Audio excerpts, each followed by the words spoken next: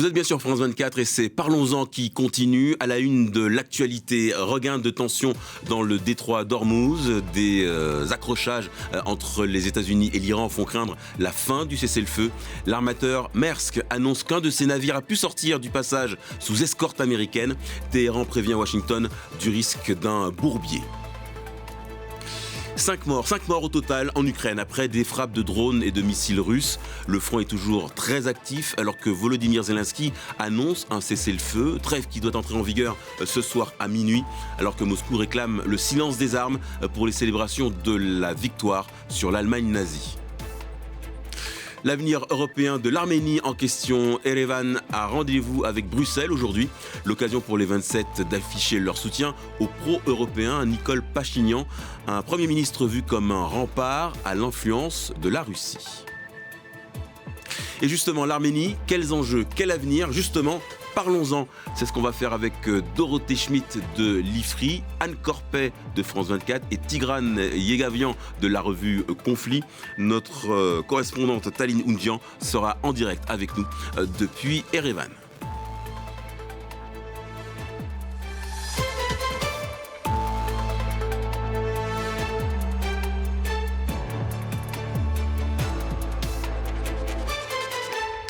Et on va tout de suite mettre le cap sur Erevan. Nous, on va retrouver notre correspondante Taline Oundian dans la capitale arménienne. Taline, le premier sommet bilatéral entre Bruxelles et Erevan vient de s'achever. Qu'est-ce qui ressort de ce rapprochement entre l'Arménie d'un côté, l'Europe de l'autre ? Oui, l'Arménie et l'Union européenne sont plus proches que jamais. C'est ce qu'a dit la présidente du Conseil, la présidente de la Commission européenne, Ursula von der Leyen, aux côtés du président du Conseil européen, Antonio Costa. Les dirigeants européens et arméniens, en fait, se sont félicités de leur rapprochement, ont insisté sur le fait que l'Arménie est désormais un partenaire clé de l'UE, avec une emphase sur les questions du transport, d'énergie et des technologies. Un partenariat de connectivité a été signé. On sait qu'il y a une forte volonté de la part de l'UE d'une réouverture des frontières entre l'Arménie et la Turquie, avec toutes les possibilités commerciales que cela pourrait impliquer. Le travail est en cours, même si il y a très peu de chances de voir une réouverture des frontières de sitôt. En tout cas, l'Union européenne se dit prête à soutenir les infrastructures pour le transport de produits et de marchandises, ainsi que le développement énergétique local, mais sans donner vraiment de précision sur les prochaines étapes concrètes à suivre. L'un des points qui a été très attendu en Arménie, c'était le potentiel progrès sur la libéralisation des visas arméniens vers l'UE, mais à part dire qu'ils veulent continuer dans ce sens, il n'y a pas de date claire qui a été partagée, alors que ce processus a commencé en 2024. Donc en Arménie, on entend d'un côté des membres de l'opposition, mais aussi certains analystes et des citoyens qui s'inquiètent un peu de ce virage très serré vers l'UE sans garantie structurelle, alors que ce rapprochement irrite un acteur clé dans la région. Il s'agit évidemment de la Russie, qui gère encore les principales infrastructures publiques arméniennes dans le pays, qui a une base militaire sur place et menace de resserrer l'étau économique autour de Yerevan si elle continue son chemin européen. Mais avec la tenue de 2 sommets de ces derniers jours, le message du gouvernement Pachinian, il est clair, le train vers l'UE est en marche. Plus de 70% des Arméniens se disent favorables à rejoindre l'Union européenne. Alors Taline, ce rendez-vous diplomatique se double d'une visite d'État, celle d'Emmanuel Macron. Le chef d'État français est encore en Arménie à ce titre-là. Qu'est-ce qu'on attend de ce déplacement ? Oui, après une matinée symbolique aujourd'hui où Emmanuel Macron a rendu ses hommages au mémorial du génocide arménien, puis a visité l'Institut des manuscrits anciens, il va y avoir une rencontre entre le Premier ministre Nicole Pachinian et Emmanuel Macron d'ici sous peu, incessamment sous peu, dans au palais présidentiel arménien, pardon. Et à l'issue de cette rencontre, il y aura un accord stratégique qui va être signé sur des questions économiques et de défense. Le renforcement sur ce dernier dernier point, il a été assez concret ces dernières années avec la vente d'armes de défense de la France à l'Arménie et de façon plus informelle depuis son arrivée à Yerevan dimanche dernier. C'est la question des relations entre l'Azerbaïdjan et l'Arménie qui est beaucoup revenue auprès d'Emmanuel Macron de la part de la presse arménienne, mais aussi de citoyens qu'il a rencontrés lors de ses déambulations dans la capitale. Emmanuel Macron a indiqué qu'il s'entretiendra avec le président Ilham Aliyev après sa visite arménienne. Il a parlé d'œuvrer pour organiser les droits des citoyens arméniens. Il semblerait que nous ayons un petit problème de connexion avec Taline Oundian. On a saisi l'essentiel. Merci beaucoup Taline pour toutes ces informations. Alors, 2 sommets en 2 jours, une cinquantaine de chefs d'État et de gouvernement européens réunis à Erevan. Signe de soutien majeur à l'Union européenne, à Nicole Pachinian. Je me tournais vers vous, Dorothée Schmitt. Qu'est-ce que vous en pensez ? Oui, certainement. L'Arménie, elle occupe une position qui est très importante, très symbolique, parce qu'elle est au cœur d'une lutte d'influence aujourd'hui. Elle est située entre des sphères d'influence, la sphère d'influence russe, la sphère d'influence européenne et la sphère iranienne. Et puis on a les États-Unis aussi comme arbitre. Il y avait une visite de J.D. Vance il n'y a pas longtemps en Arménie, en février dernier, qui a annoncé des gros investissements économiques et qui a démontré qu'aujourd'hui les États-Unis souhaitent soustraire l'Arménie à la sphère d'influence russe. Pour les Européens, on a à la fois symboliquement cette idée aussi de se positionner face à la Russie. Il y a d'ailleurs eu une rencontre entre Zelensky et Pachinian qui a été très importante du point de vue politique comme affichage.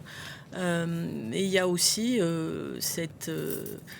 d'insister sur le fait que l'Arménie, c'est le trait d'union entre l'Asie et l'Europe et que débloquer le Caucase et notamment débloquer la frontière turco-arménienne, ça serait permettre à toutes ces routes qui acheminent les matières premières de l'Asie centrale vers l'Europe de se libérer et d'avoir des moyens plus efficaces encore que ceux qui passaient par la Russie de faciliter la croissance européenne. Alors, on voit les images en direct de la conférence de presse qui a lieu en ce moment entre les différentes parties qui étaient rassemblées pour ce sommet. Là, c'est monsieur Pachinian, Nicole Pachinian, le Premier ministre arménien qui s'exprime.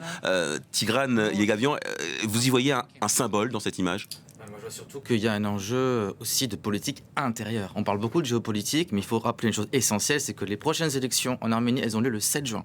Et tout est fait par ce parti, par ce gouvernement, pour se maintenir au pouvoir dans un contexte de guerre hybride entre les forces pro-russes et les forces pro-occidentales. L'Arménie emprunte un pivot géopolitique pro-européen, pro-américain, parce qu'elle veut desserrer cette influence russe. La grande question, c'est quels sont les gains de ce sommet ? Est-ce que l'Arménie va pouvoir recevoir des garanties, ça a été dit par votre correspondante, viables pour assurer sa souveraineté, sa sécurité énergétique, sa sécurité économique ? La Russie vend le 1000 mètres de cube de gaz à l'Arménie à peu près $115. C'est 5 fois moins cher que le prix du marché. Donc il faut s'attendre à des réactions extrêmement courroucées de Moscou, parce qu'on voit que l'Arménie teste la patience de la Russie qui est encore affairée sur d'autres dossiers. Les Russes ne se laisseront pas faire. Donc il y a beaucoup à craindre de la réponse de la Russie, beaucoup à craindre aussi d'une moldavisation de l'Arménie, sachant que la différence de la Moldavie, l'Arménie n'a toujours pas déposé officiellement sa demande de candidat à l'Union européenne. Le Parlement arménien a voté en 2025 une loi et proposant un référendum, mais on n'en est pas encore à un statut comparable à celui de l'Albanie, du Kosovo ou même de la Bosnie. Alors, vous parlez donc de la volonté de ce gouvernement de se maintenir au pouvoir. Reste que, d'après un sondage réalisé en février 2026, 72% des Arméniens sont désormais favorables à une adhésion de leur pays à l'Union européenne. Est-ce qu'il faut y voir une forme de destin inéluctable pour le pays, Anne Corpet ? La Russie s'était posée en protecteur de l'Arménie, notamment dans le conflit qui l'opposait à l'Azerbaïdjan. Et force est de constater que la Russie a été défaillante dans ce rôle, puisque les Russes avaient déployé une force de paix dans le Haut-Karabakh et qu'ils ne sont pas intervenus lors de la campagne militaire menée en 2023 par l'Azerbaïdjan. C'est de là, je crois, que date la rupture entre l'Arménie et la Russie, même si Nicole Pachinian prend garde à sauvegarder les apparences. Il est contraint. La chèvre le chou. Il est contraint à une forme de pragmatisme parce que l'Arménie, de toute façon, est toujours membre de l'alliance militaire forgée par Moscou, est toujours membre de l'Union économique euro-asiatique dans laquelle la Russie se trouve également, parce qu'il y a toujours effectivement une base militaire russe en Arménie, que l'Arménie est très dépendante de la Russie sur le plan énergétique. Et Vladimir Poutine a clairement mis en garde Nicole Pachinian sur l'impossibilité d'adhérer à la fois à deux blocs. Il a dit une participation à des blocs rivaux est tout simplement impossible par définition. Donc, effectivement, Nicole Pachinian est sur une ligne de crête, mais dans le cadre des élections législatives qui s'annoncent, s'afficher aux côtés d'une cinquantaine de dirigeants européens, c'est effectivement porteur. La campagne électorale s'ouvre officiellement demain et ces événements interviennent juste avant, c'est certainement pas un hasard. Donc Nicole Pachinian surfe sur une forme de vague, Dorothée Schmitt. C'est la première fois que l'Arménie accueille des événements internationaux de cette ampleur. Donc oui, c'est en soi, oui, mais ça c'est quand même en soi le signe d'une réussite diplomatique très forte de Nicole Pachinian qui a réussi à inscrire son pays sur la carte. Votre question sur l'inéluctabilité du destin européen de l'Arménie est très intéressante parce que là, on assiste à une espèce de flou artistique entre la communauté politique européenne, dont c'était le 8e sommet, qui est précisément une espèce d'initiative continentale qui est destinée à rattacher à l'Union européenne, mais de manière pas très claire, des pays qui ont quelque chose à voir avec l'UE, et l'Union européenne qui, elle, a été vraiment mise en avant systématiquement dans la communication de Pachinian. C'est-à-dire que vraiment, c'est le drapeau européen, c'est l'hymne européen, c'est les illuminations européennes. Donc et ensuite, on a effectivement cette visite d'État d'Emmanuel Macron. Donc, vous voyez que ces différents niveaux ne se recoupent pas tout à fait, mais effectivement, il y a un risque d'irritation de Vladimir Poutine qui, comme vous l'avez très bien dit, a posé des limites. Alors, à la façon russe, c'est-à-dire qu'il a dit non, mais il y a une impossibilité technique entre être membre du marché commun de l'Union européenne et de l'Union économique eurasiatique. Et à ce que je sache, Pachinian a dit qu'il pouvait envisager de quitter l'Union économique eurasiatique. Donc ça, c'est quand même des limites qui sont très difficiles à tenir. Et le risque, c'est peut-être pas une moldavisation, mais à minima une géorgisation de l'Arménie, c'est-à-dire le passage à une majorité pro-russe en Arménie. Et ça, c'est le gros enjeu de ces élections. Or, dans le sommet de la CPE, on a beaucoup parlé de guerre informationnelle, d'ingérence. C'était un des gros sujets, c'était l'ingérence russe dans les élections en Europe ou dans le Caucase. Est-ce qu'on peut voir dans l'Arménie une forme un outil, un levier pour justement être un rempart à l'influence russe, Tigran Yaevyan ? Je pense que l'Arménie se fragilise par cette polarisation. On a une société qui est encore profondément marquée par le choc de la défaite de la guerre du Haut-Karabakh 2022. On a 120 000 réfugiés du Haut-Karabakh qui ont été lâchés par ce gouvernement qui leur donne même plus le statut de réfugiés parce que les conditions, la pression de l'Azerbaïdjan est extrêmement forte pour parvenir à un accord de paix qui est très très très asymétrique, il faut le dire, puisque c'est bien beau que l'Arménie accueille cette communauté politique européenne. Le président Aliyev, le président azerbaïdjanais, ne se déplace pas physiquement. Il a participé donc en visioconférence et on attendait des gestes de bonne volonté, notamment la libération des 23 otages arméniens du Haut-Karabakh ou des avancées sur les droits culturels. Or, l'Azerbaïdjan détruit des églises, des cathédrales au Karabakh, maintient ses prisonniers et l'Europe ne fait pas suffisamment pression pour une paix des braves et aussi une véritable confiance. Alors, il y a un processus de normalisation, mais le souci, c'est que l'Arménie a plus intérêt à avoir la paix avec l'Azerbaïdjan du fait du décalage, du déséquilibre des rapports de force que l'Azerbaïdjan elle-même qui voit dans la paix avec l'Arménie une menace pour son propre régime et sa propre légitimité parce qu'on parle d'une autocratie. Donc la question c'est, la société arménienne est très fatiguée par cette guerre, elle ne veut plus de guerre.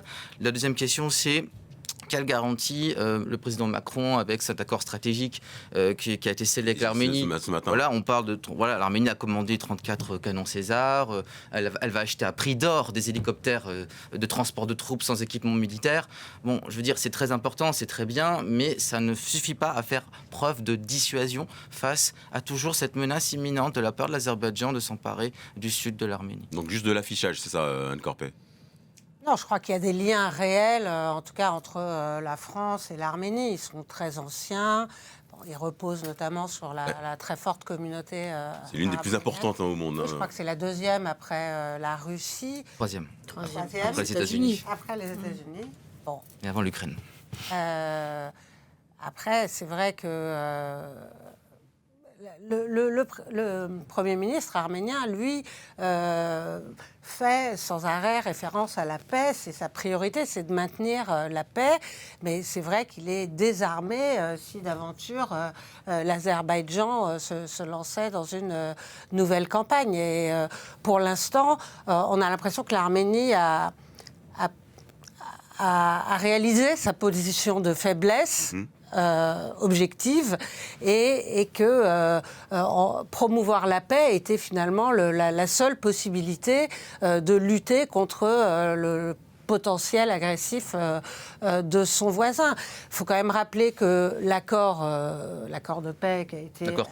L'accord cadre a été supervisé par Donald Trump, qui, même s'il a confondu à plusieurs reprises l'Albanie et l'Arménie, se targue d'avoir rétabli justement la paix entre ces deux voisins, et a des visées sur ce corridor stratégique qu'il veut établir au sud de l'Arménie pour relier l'Azerbaïdjan au Nakhitchevan, qui est une enclave azérie. Et là, il y a des enjeux qui sont importants pour les Américains, qui sont engagés et pour l'Iran, qui est juste au sud. Alors évidemment, la guerre en Iran complique la donne pour les Américains, qui ne vont pas pouvoir déployer des observateurs ou des gens chargés de développer ce couloir stratégique qui pourrait inclure une ligne ferroviaire, oléoduc, que sais-je.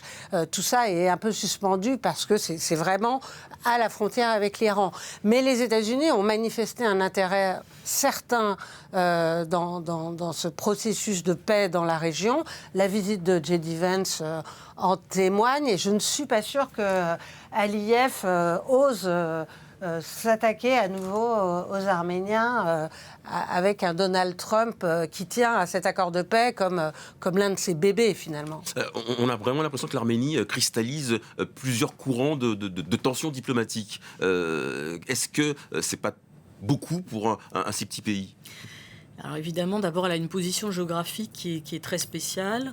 C'est un pays dont il ne faut pas oublier qu'il est très pauvre, et notamment parce qu'il est sous blocus de la Turquie qui a fermé sa frontière après la première guerre du Karabagh. Et donc aujourd'hui, le sujet principal de Pachinian, qui avait fait son deuil du Karabagh quand il est arrivé aux affaires, est de développer son pays, parce qu'il pense que c'est l'amélioration de cette situation économique et sociale qui va lui apporter du soutien, en dehors du fait que l'opposition n'est pas encore suffisamment organisée pour vraiment lui poser un problème, même si là on va avoir peut-être un Parlement plus équilibré quand même. Et donc son grand problème, c'est ça, c'est d'arriver à crédibiliser l'Arménie comme un pays qui a un potentiel de croissance. Et un pays qui, pour avoir ce potentiel de croissance, ne peut pas être menacé par l'ensemble de ses voisins et doit montrer qu'il peut tenir en respect d'une certaine façon ses voisins. La dépendance à la Russie est un vrai problème dans ce contexte, et c'est pour ça que la question énergétique est tellement importante. Effectivement, quand Vance est arrivé, il y a aussi des accords pour permettre de se débarrasser, disons, de la centrale nucléaire russe modèle de type Tchernobyl qui fournit 40% de l'électricité de l'Arménie et qui est aussi une vraie menace de sécurité, qu'il dit que les Américains pourraient fournir des petits réacteurs nucléaires. Donc on a beaucoup d'enjeux aujourd'hui de business en fait qui se cristallisent en Arménie. Cette fameuse route Trump qui devrait passer par le corridor entre le Nakhitchevan, l'exclave de l'Azerbaïdjan et le territoire de l'Azerbaïdjan. Les États-Unis font de la politique comme ils en font au Moyen-Orient, c'est-à-dire en promettant du business, en promettant une arrivée massive d'investissements et de la construction d'infrastructures. Et c'est ce dont l'Arménie a besoin. Le problème est-ce qu'évidemment, cette administration Trump va faire ce qu'elle a dit qu'elle ferait ? Est-ce que Poutine va lâcher ? Et aujourd'hui, la guerre avec l'Iran fait peser aussi une autre impondérable, vraiment un autre risque. C'est un paramètre énorme qui a changé, parce que même s'il y a une toute petite frontière avec l'Iran, Pachinian a de très bonnes relations avec l'Iran, et aujourd'hui, la guerre qui reprend aujourd'hui même, le cessez-le-feu là, dans le détroit d'Ormuz, il est mort pratiquement aujourd'hui, elle pose un vrai problème pour la réalisation de tous ces projets économiques. Alors, quand on parle de l'Arménie, on parle de quel type de ressources qui pourraient lui permettre d'avancer, d'avoir de la croissance et de sortir la population de sa pauvreté. Alors l'Arménie est un État exsangue, Dorothée Schmitt a bien rappelé, c'est un pays enclavé, c'est à peu près 3 millions d'habitants avec des frontières impossibles. Et le problème de l'Arménie, c'est que la Géorgie, qui est au nord, a décidé de rentrer un petit peu dans le bercail russe, puisque la politique géorgienne est aujourd'hui alignée sur celle du Kremlin. Donc on a une démocratie, la seule démocratie de la région, complètement enclavée, qui essaye, comme un funambule, d'opter pour une complémentarité économique avec la Russie, parce que, vous l'avez bien dit, je veux dire, le commerce extérieur avec la Russie, c'est à peu près 40%, alors que le commerce extérieur avec l'Union européenne, c'est à peu près 7%. Donc aujourd'hui, la question qu'il faut se poser, c'est les ressources humaines. Le high-tech. L'Arménie a un potentiel en high-tech qui est assez intéressant, qui la place aussi en complémentarité avec un pays ami qui est l'Inde. L'Inde, les BRICS, l'Union européenne. Idéalement, je sais que c'est un petit peu je dirais, un vœu pieux, mais moi je verrais un axe entre la France, l'Arménie et l'Inde, complémentarité, parce que ce sont des pays qui sont alignés sur le plan diplomatique, qui partagent des valeurs communes, et l'Arménie est un très grand acheteur d'armes indiennes. Parce que c'est moins cher que les armes françaises, faut le dire. Et puis la Russie ne livre plus d'armes depuis la guerre en Ukraine, et même depuis qu'elle a lâché l'Arménie en 2022, lorsque son territoire souverain a été envahi par l'armée azerbaïdjanaise, qui continue d'occuper 250 km² de territoire souverain. Donc, médiateur. Les Arméniens, c'est aussi un peuple monde, c'est une grande diaspora, c'est 2 fois, 3 fois plus d'Arméniens à l'extérieur des frontières. Et la grande question, c'est quelle est la stratégie de ce gouvernement pour intégrer au moins des ressources humaines compétentes pour renforcer son appareil d'État. Parce qu'il y a un souci de réforme. Kaja Kallas l'a dit, l'Arménie n'est pas prête d'entrer à l'Union européenne aujourd'hui. On est à peu près dans un statut de pré-adhésion. Et s'il y a une réforme, elle doit se passer aussi au travers de la canalisation des ressources humaines compétentes de cette diaspora. Or, le problème étant que ce gouvernement arménien a décidé de couper les ponts avec la diaspora traditionnelle parce qu'elle est trop politisée. Et cette diaspora traditionnelle issue du génocide de 1915, elle pose un problème à l'agenda de la paix de M. Pachinian, qui veut renoncer à des symboles très forts comme la cause du Haut-Karabakh, la reconnaissance internationale du génocide, même réécrire la constitution arménienne. S'il gagne ces élections, il y a fort à parier qu'il y aura un référendum aussi pour réécrire cette constitution pour faire plaisir à la pression azerbaïdjanaise et en moindre mesure turque. Parce qu'avec la Turquie, c'est moins compliqué qu'on le pense. Mais s'il répond à ces demandes, à ces exigences venues de l'extérieur, est-ce qu'il ne risque pas justement de se couper de l'opinion et de la population arménienne, elle est divisée. Vous avez une minorité qui soutient Pachinian, une minorité qui soutient une opposition qui elle-même est très fragmentée. Parce que, attention, M. Poutine n'a pas mis tous ses œufs dans le même panier. Il a plusieurs candidats, comme les Occidentaux ont plusieurs candidats aussi, et M. Pachinian qui oscille entre plusieurs candidats, et une majorité silencieuse qui est encore frappée par cette apathie, par l'épée de Damoclès, cette tension très très forte, cette guerre psychologique que mène l'Azerbaïdjan, et aussi une dégradation du débat. En Arménie, du débat public, il manque un débat de qualité sur les vraies options, sur la stratégie aussi. On parle d'un État très fragilisé qui n'est plus vraiment un État-nation parce qu'il ne parle plus au nom de la nation arménienne et qui joue sa survie, en fait, dans un environnement géopolitique extrêmement complexe. L'Arménie a beaucoup à craindre d'une dégradation de la situation en Iran. Il faut aussi penser que si cette road trip avait été inaugurée, il y a fort à parier qu'elle aurait été bombardée par les Iraniens. Il y a beaucoup d'inconnus aussi sur la politique américaine, sur la vision long terme des Américains. Ce que veulent les Américains, en gros, c'est faire du business entre l'Azerbaïdjan et la Turquie. L'Arménie, c'est 44 km de frontière. L'intérêt des Américains, c'est de déléguer à la Turquie, au fait, la gestion des affaires du Sud-Caucase, parce que c'est leur allié principal dans le cadre de l'OTAN.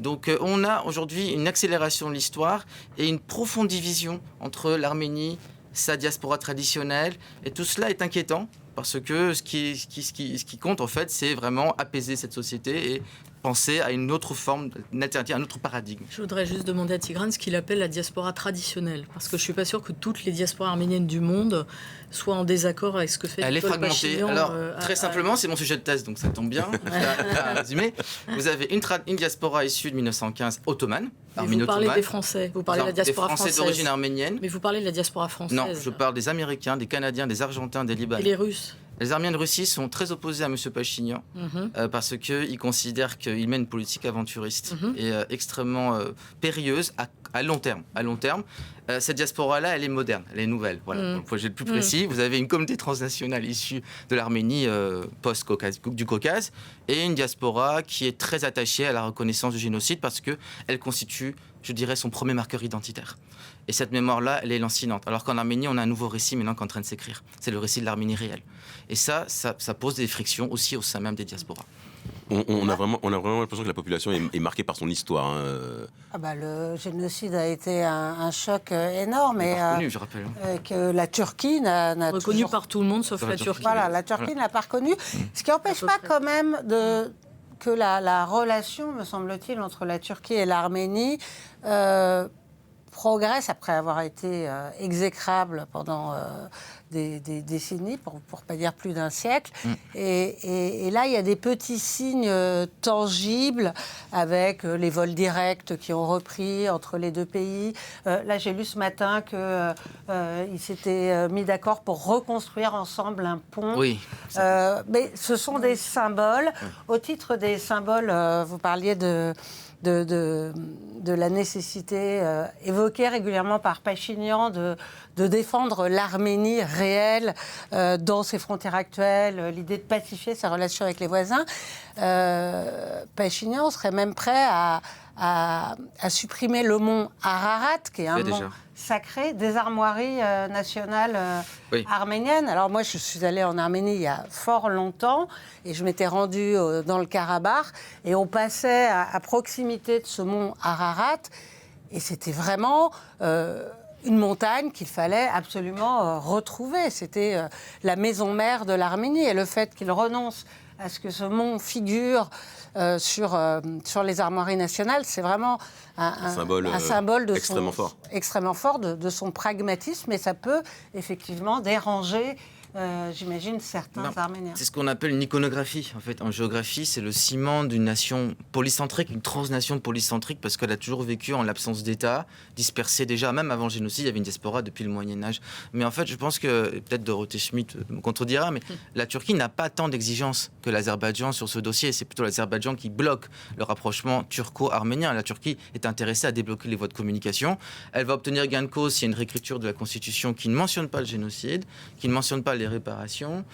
Il y a une diplomatie arménienne qui s'active beaucoup avec la Turquie pour justement demander à la Turquie qu'elle intervienne plus dans les affaires du Caucase. Donc on observe en fait une tentative de rééquilibrer l'influence russe au détriment de la Russie, justement pour que la Turquie soit plus active sur ce sujet. Avec la Turquie, Dorothée Schmitt, c'est la réelle politique qui est à l'œuvre en ce moment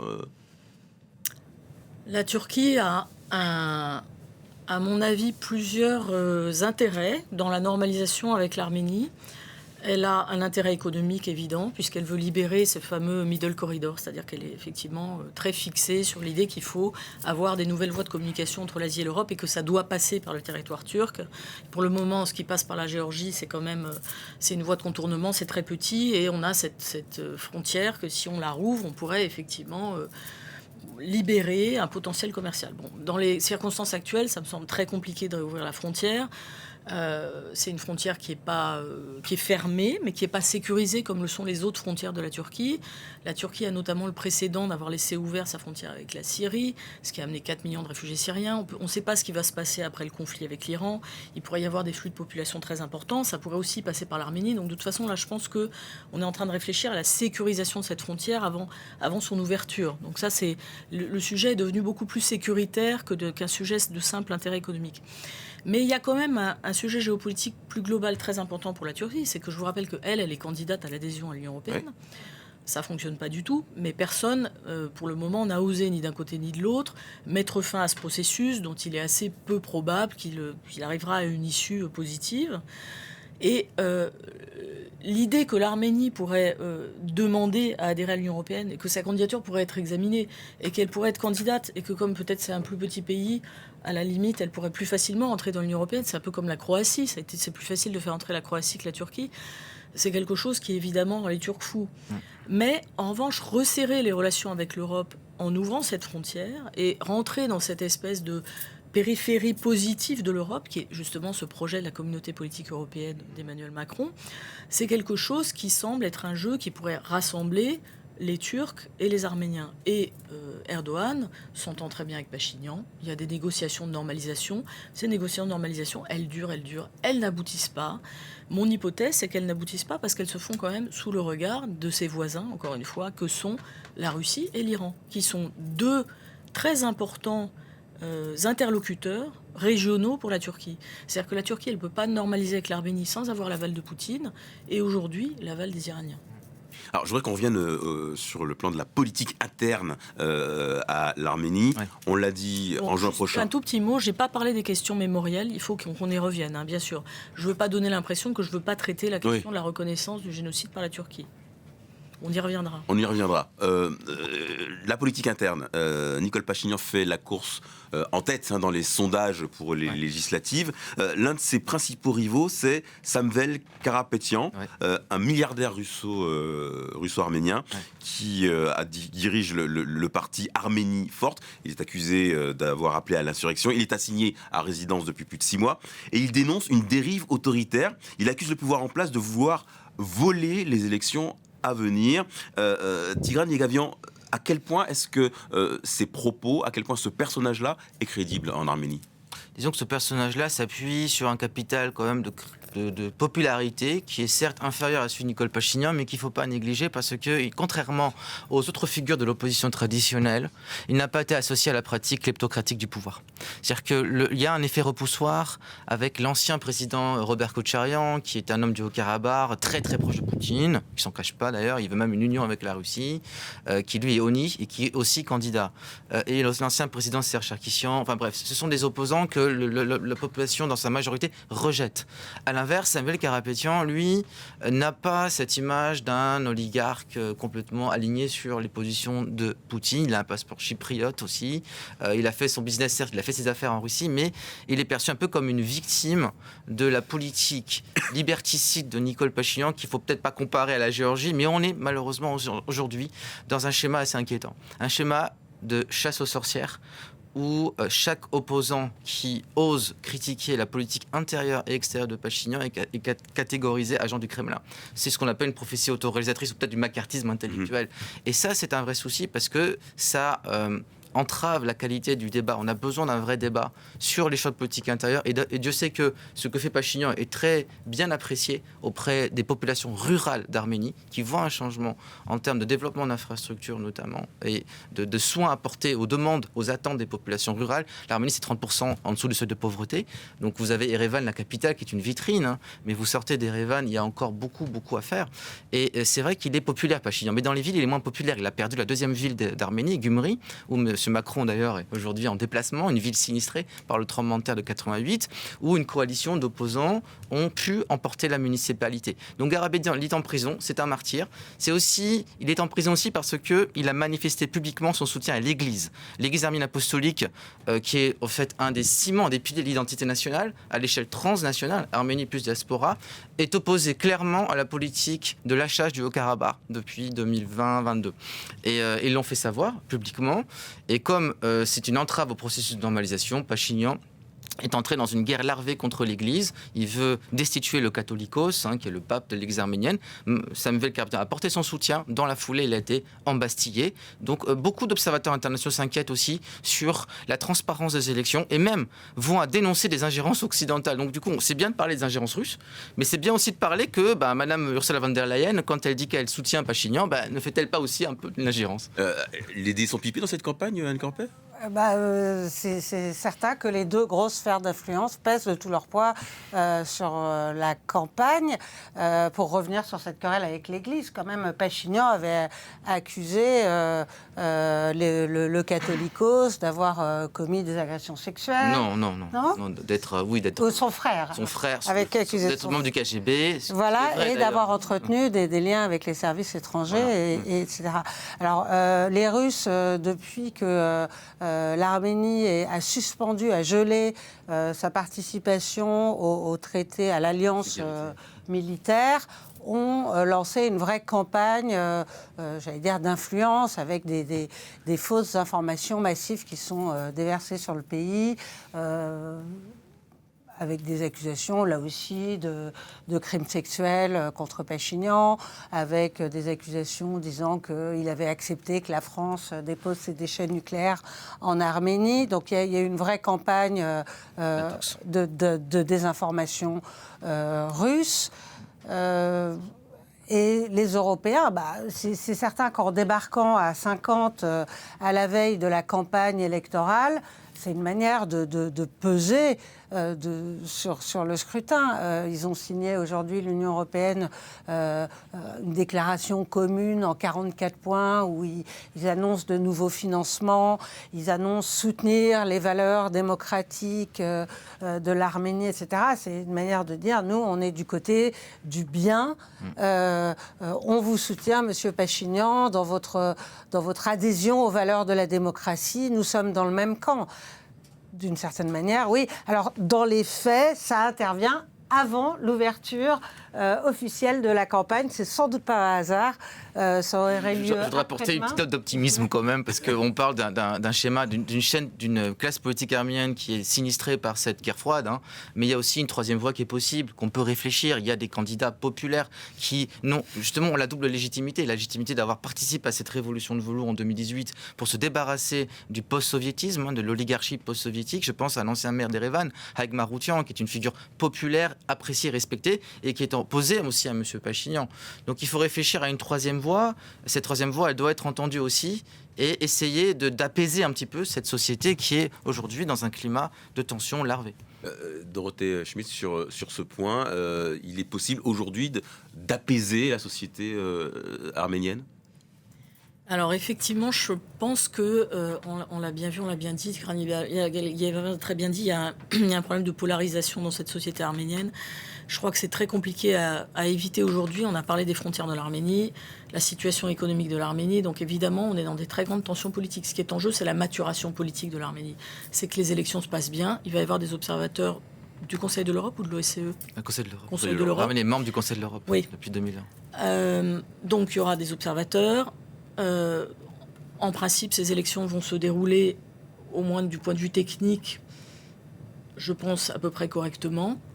Et ça, c'est très important. Maintenant, ce qu'il faut, c'est qu'effectivement, il y ait une opposition à Pachinian qui puisse reprendre ses critiques sur la dégradation du climat démocratique aujourd'hui en Arménie. C'est vrai. C'est vrai. Le fait qu'on ait un Premier ministre qui est là non-stop et qui mette des opposants en prison, sous des accusations qui sont parfois infondées ou floues, c'est très problématique.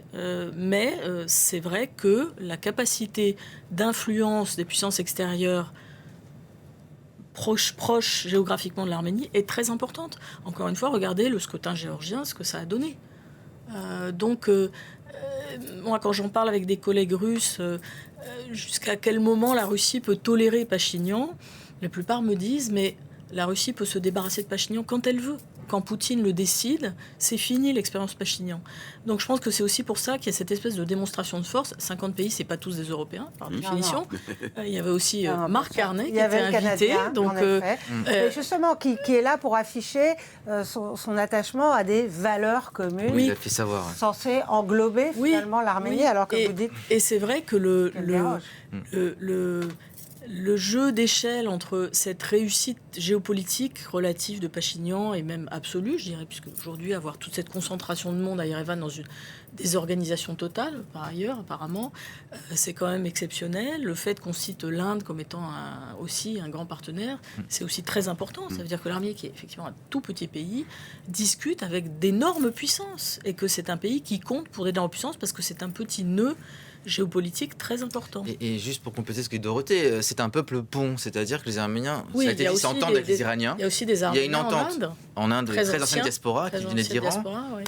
Ils entendent politiquement, culturellement une très forte proximité avec l'Iran. Il y a comme une très forte, je dirais, histoire avec la Russie qu'on ne peut pas rayer parce que Poutine, bien sûr, il a détruit beaucoup de choses, mais l'intelligentsia arménienne, elle reste quand même russophone. Hein. Et il y a un sentiment d'appartenir à l'Europe. C'est-à-dire que les Arméniens se sentent européens. Ils se sentent vraiment européens, beaucoup plus que proches de l'Europe que du Kazakhstan. Et quand on pense à l'histoire de ce peuple, on ne peut être que motivé par l'idée que son salut repose sur deux choses. Sa conception de la liberté, la démocratie, un peuple qui aspire vraiment à être maître de son destin avec le soutien des valeurs de l'Occident, et sa capacité à être un médiateur entre l'Occident et l'Iran, entre l'Occident et la Russie. C'est un vœu pieux, certes, mais c'est là où les Arméniens peuvent démontrer, je dirais, une valeur ajoutée. Alors, vous vouliez qu'on évoque l'aspect mémoriel. Emmanuel Macron doit visiter le mémorial du génocide. C'est fait. On l'a vu. Quel message ça envoie ? Quel symbole est-ce qu'il faut y voir ? D'abord, c'est un passage obligé pour tous les chefs d'État qui visitent l'Arménie. Donc, ça, c'est très important.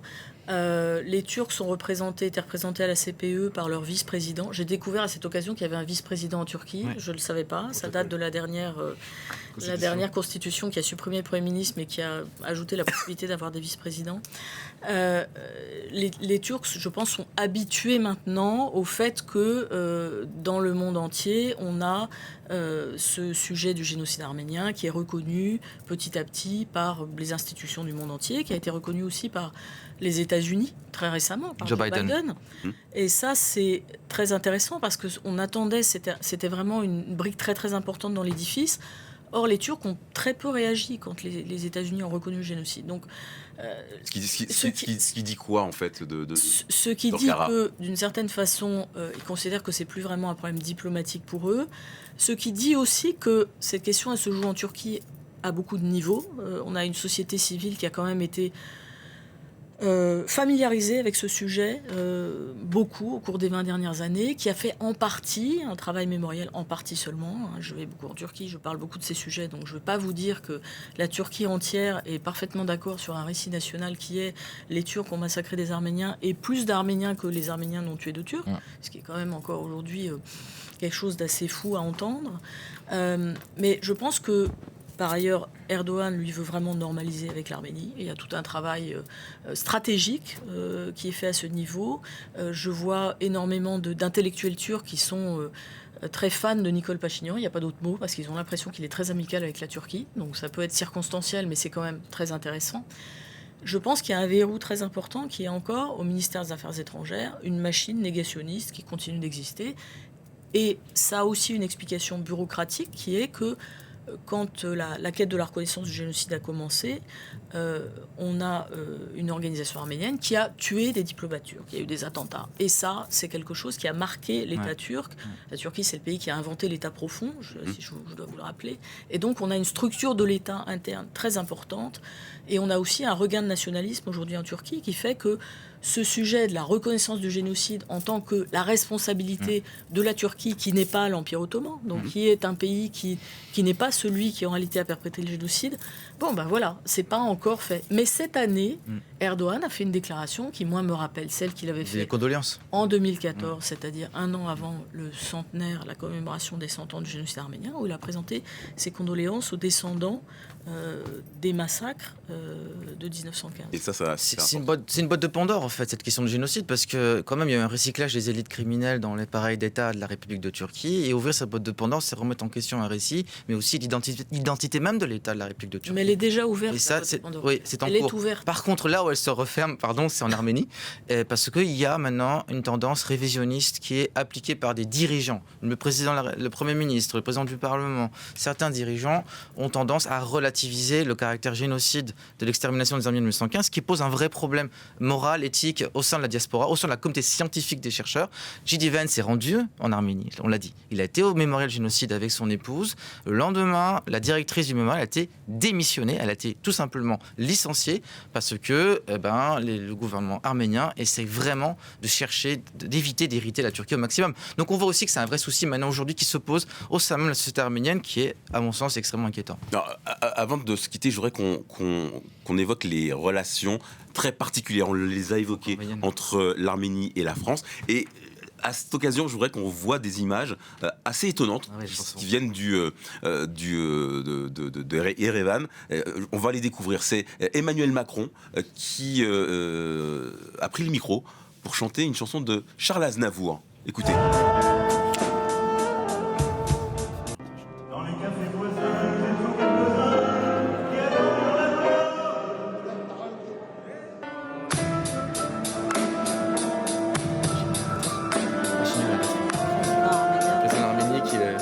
Alors, Emmanuel Macron qui entonne la bohème de Charles Aznavour, célèbre chanteur d'origine arménienne.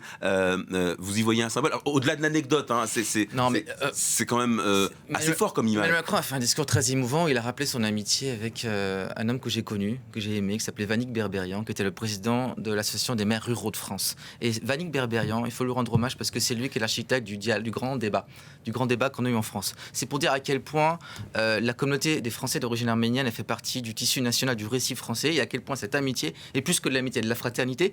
La question, c'est comment traduire cette fraternité en stratégie pour renforcer et protéger cette Arménie menacée. Dorothée Schmidt, d'une phrase. Il chante pas mal.